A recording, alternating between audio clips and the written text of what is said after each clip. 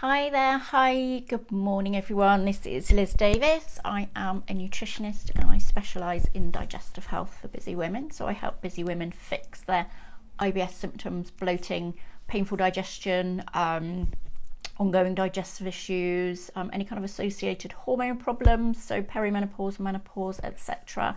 And also any kind of chronic fatigue kind of conditions which can at least in part sometimes be, have a gut issue as the root cause. So I do all this with state-of-the-art gut testing, hormone testing if we need it, other labs I can get hold of, and also supplements, dietary upgrades, etc. to really help to bring things nicely back into balance for you. So this time of year, it's a big problem feeling tired all the time or a lot of the time. Things generally feel a bit more sluggish, it's all dark and cold, etc. So we do kind of have to accept that this time of year we probably don't feel quite as lively as we do generally in the summer. But sometimes it can be a bit more problematic than that. So I was just going to dive into a few reasons why your gut health could be implicated. And what sort of signs you can look for there to try and help improve things a little bit. So if you are suffering with your gut health, then quite a lot of the time what we notice is that your stomach acid may be a bit low. So if your stomach acid is a bit low, your food won't be broken down properly. It won't be broken into small enough particles in order for your body to absorb it further down your digestive system. So of course, if you're not absorbing the right number of nutrients, then your energy levels are definitely going to take a hit there. Also, the same thing can happen with your pancreas. So if your pancreas isn't producing enough enzymes, your food won't be broken down properly, and it can have the knock-on effect where you're just not feeling as good as you could be because you're just not absorbing the nutrients from your food effectively. So the next thing I was going to look at is a bit further down your digestive system. You've got your microbiome, so your populations of friendly bacteria and sometimes not so friendly bacteria as well. So if you've got plenty of nice beneficial bacteria in there doing all that good work for you, you should have plenty of energy going on. The problems can arrive if that balance gets upset slightly. So say you've got too many yeasts or parasites or bacteria growing. These ones will have the opposite effect and they can end up making you feel not as good as you could be. So one of those reasons is, aside from the fact that they're taking up a lot of room that your beneficial bacteria can't take up, then they get crowded out, so they're not doing all that good work. The other thing that can happen is that they can be quite inflammatory.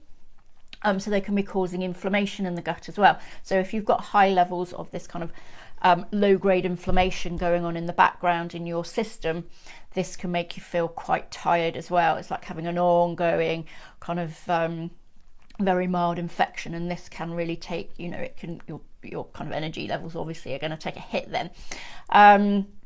So inflammation though can be useful. I mean, we need inflammation to heal. So say if you cut yourself or you have an infection like a cold or what have you, your inflammatory processes will kick in, and that is beneficial inflammation. So that's when it helps you. It's just when it kind of gets out of control, it doesn't really know what it's doing. It's just kind of going on and on and on, and it can be quite detrimental to your health and obviously your energy levels then, because it's taken a lot of energy up to kind of create this inflammatory process, which you don't really need a lot of the time. So that leads on then to quite often when I see gut clients for IBS or what have you, leaky gut is an issue. Lots of people have heard of leaky gut now. It's often bandied around and people are very aware of it, which is a great thing. So basically it's where your kind of gut lining becomes a bit compromised, it gets full of holes, you've got larger particles of food flowing around your body, which you shouldn't have, causing all sorts of reactions that we don't really want. So one of those can of course be this inflammation going on in the background. So that's another way that your gut health is really kind of quite closely tied to your energy levels as well. We need to get that gut lining nice and strong so it's not being breached by these particles that should be contained nicely inside your gut.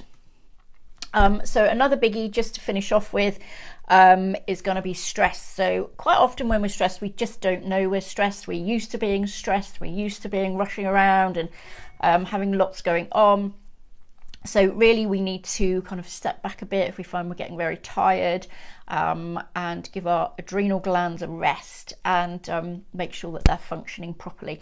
So that's aside from anything obvious where you've had a big stressor, a lot of kind of obvious stress going on, then your adrenals definitely are going to take a hit. But it's also this ongoing day-to-day stress that is normalized now, which is going to make you feel very tired as well, because your adrenals take a hit. They can't produce the hormones properly to actually keep you up and going all day long. Also then your sleep will take a hit as well, and you need to have slept really well if you're going to have energy the following day. Okay, so that's a few reasons there how your digestive system and your system in general can contribute to these feelings of ongoing tiredness. If you would like to speak to me about anything connected to your gut health, then do use the link below to book a call with me. And first half an hour is free. There's some a mini program underneath as well, so do use that if you think that would be useful to you. That's also free to download. And do like and share if you found this useful. Okay, I shall see you next time. Bye.